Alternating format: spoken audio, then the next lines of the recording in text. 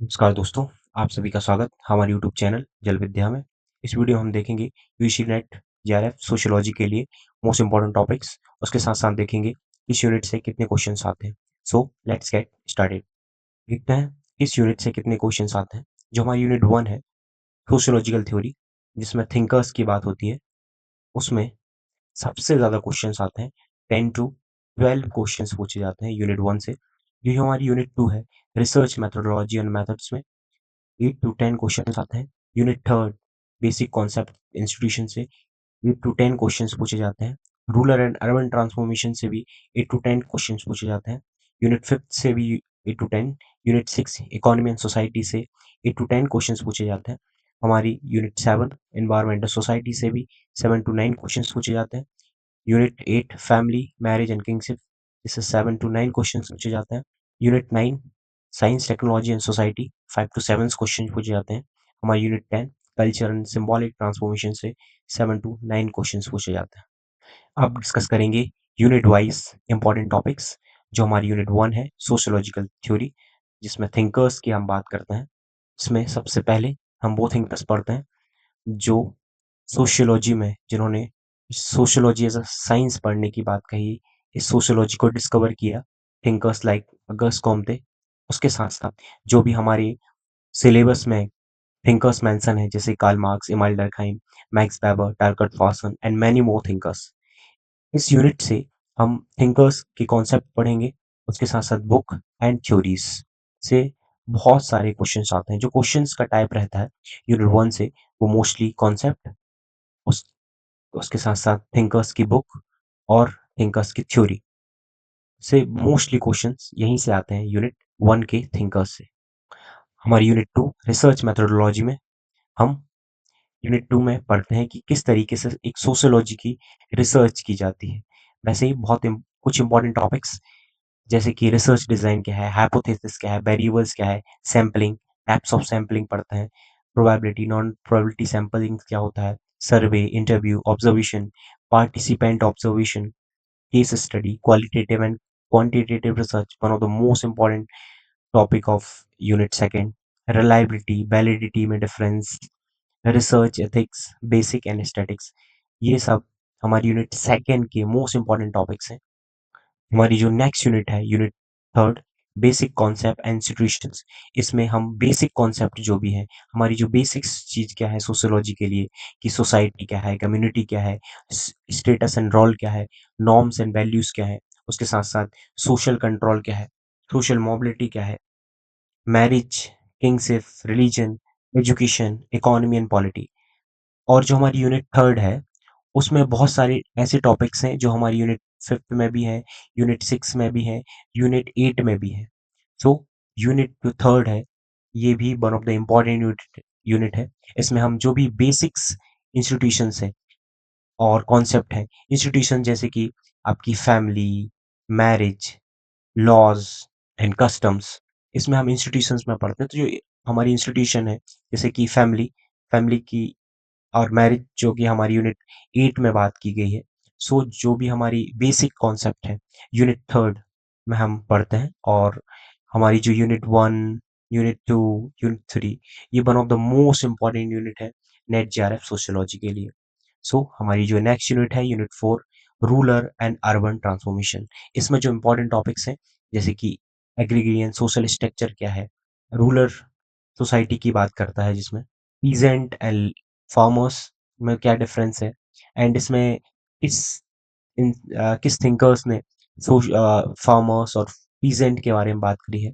उसके साथ साथ आपके लैंड रिलेशंस क्या हुए हैं, उनकी history of land reforms, panchayat raj, urbanisation, migration, urban poverty, slums, rural urban continuum, globalisation and urban transformation. So mostly these are the important topics for unit 4। जो हमारी नेक्स्ट यूनिट है unit 5 state politics and development, जिसमें important topics like power, authority, state, civil society and इसकी जो most important जो topic है social movements. Social movement से हर साल 2 से 3 क्वेश्चंस पूछे जाते हैं इस यूनिट से। सोशल मूवमेंट्स में आपको क्या याद रखना है, डेट्स याद रखनी है, आप किस प्लेस किस प्लेस पे हुए हैं, लीडर्स याद रखने हैं सोशल मूवमेंट्स के। So these all are the important topics for unit 5। जो हमारी यूनिट 6 है, इकोनॉमी एंड सोसाइटी। कैपिटलिज्म क्या है, इंडस्ट्रियलाइजेशन, कैपिटलिज्म किस थिंकर्स ने किस कैपिटलिज्म के बारे में बात करी है। आपको एक स्टेटमेंट दे दिया जाएगा एंड देन आपको थिंकर्स का नाम पूछा जाएगा, किस थिंकर द्वारा ये स्टेटमेंट दिया गया है। So this all are topics like other topics like labour process, formal informal sector क्या है, globalisation, Fordism, post Fordism, thinkers also. So these all are the important topics for unit 6। जो हमारी next unit है, unit 7, environment and society. इसमें environment and sociology क्या है, human environment relations क्या है, सस्टेनेबल डेवलपमेंट्स के बारे में बात की गई है, climate change, environmental movements, one of the important topics, Narmada बचाओ आंदोलन, environmental justice, displacement rehabilitation, disaster and society. These all are the important topics for unit 7। जो हमारी यूनिट 8 है, like family, marriage and kinship, forms of marriage, forms of family, marriage, rules of marriage, kingship, descent, alliance theory, incest, divorce, gender and family. These all are the important topics for unit 8।